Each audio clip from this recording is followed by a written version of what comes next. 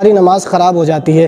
तो मेरे भाई इस वीडियो को आप लास्ट तक देखें और अपनी उस बड़ी गलती को देखें कि हम वो गलती तो नहीं करते हैं। अगर करते हैं तो आपकी नमाज़ ख़राब हो जाएगी और नहीं करते हैं तो आपकी नमाज़ दुरुस्त है, अल्लाह उसको कबूल फरमाए। तो मैं आपको आज की इस वीडियो में बताऊंगा कि वो बड़ी गलती हम नमाज के अंदर करते क्या हैं। इमाम साहब कायदे में बैठे हुए हैं और तशहुद पढ़ रहे हैं और हमारी रकअतें निकल चुकी हैं। अब मैं थोड़ा लेट आया हूँ, इसलिए अब मुझे करना क्या है, इमाम साहब किस में बैठे हुए हैं, कायदे में बैठे हुए हैं, तशहुद पढ़ रहे हैं, ठीक है। अब मुझको करना क्या है, मैं नियत करूँगा, नियत करने के बाद में तकबीर तहरीमा बोलूँगा और क़याम में खड़ा हो जाऊँगा, हाथ मतलब बांध लूँगा, इस तरीके से बांधूँगा। अगर मैंने हाथ नहीं बांधे और डायरेक्टली मैं कायदे में बैठ गया इमाम साहब के साथ में तशहुद पढ़ने के लिए, तब भी ये गलत है। सही क्या है वो मैं आपको बता रहा हूँ। मैं आऊँगा, नियत करूँगा, तकबीर तहरीमा अल्लाहु अकबर बोलूँगा और क़याम में पहले अपने हाथों को बांध लूँगा, यानी नियत बांधना ज़रूरी है। नियत बांध लूँगा मैं, उसके बाद में इमाम साहब के साथ में मैं शामिल होऊंगा कायदे के अंदर। अब मैं बैठ जाऊँगा। अब क्या है, क्योंकि ज़ुहर की नमाज़ में पढ़ रहा हूँ, 4 रकात नमाज है, इमाम साहब कायदे में बैठे हुए हैं, तशहुद पढ़ रहे हैं, यानी कायदा अव्वल।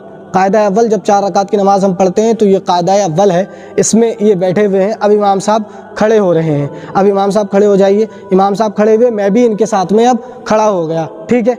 अब तीसरी रकात पूरी करूंगा और चौथी रकात पूरी करूंगा, फिर से इमाम साहब कायदे में चले जाएंगे। अब चौथी रकात का कायदा कर रहे हैं इमाम साहब, यानी तशहुद पढ़ने के लिए बैठ रहे हैं, ठीक है। मैं आपको वीडियो में समझा रहा हूँ, सिर्फ आपको समझना है। अब ये चौथी रकात का कायदा है, क्योंकि मेरी 2 छूट चुकी थी, मेरी 2 रकात छूट गई थी, तो मैं अब क्या है, या 1 रकात छूट गई थी, कितनी भी छूट सकती हैं, लेकिन अब इमाम साहब के साथ में अब मैं कायदे में बैठा हुआ हूँ, ठीक है। इमाम साहब तशहुद पढ़ रहे हैं, मैंने भी तशहुद पढ़ा। अब जो बड़ी गलती है जो अक्सर हम करते हैं, जब इमाम साहब कायदे में होते हैं, हम नमाज में लेट आते हैं और इमाम साहब हमें कायदे में बैठे हुए मिलते हैं, यानी तशहुद पढ़ते हुए मिलते हैं, तो अब हम करते क्या हैं, आकर के बैठ जाते हैं, तशहुद भी पढ़ते हैं, उसके साथ साथ हम दुरूद इब्राहीम भी पढ़ते हैं।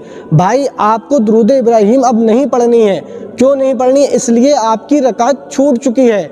जब इमाम साहब सलाम फेरेंगे, आपको रकात पूरी करने के लिए, रकातें पूरी करने के लिए आपको खड़े होना है, यानी फिर से क़याम में जाना है। इसलिए जब इमाम साहब तशहुद पढ़ें तो आपको तशहुद पढ़ने के बाद में क्या करते हैं, अशहदु अल्ला इलाहा इल्लल्लाह व अशहदु अन्ना मुहम्मदन अब्दुहु व रसूलुहु पढ़ करके अब खामोशी के साथ में बैठे रहना है जब तक इमाम साहब सलाम ना फेर लें। ये आपको याद रखना है। आपको अगर इमाम साहब के साथ में कायदा मिला है, तशहुद में बैठने का मौका मिल गया है, तो आपकी जमात में शुमारी तो हो जाएगी।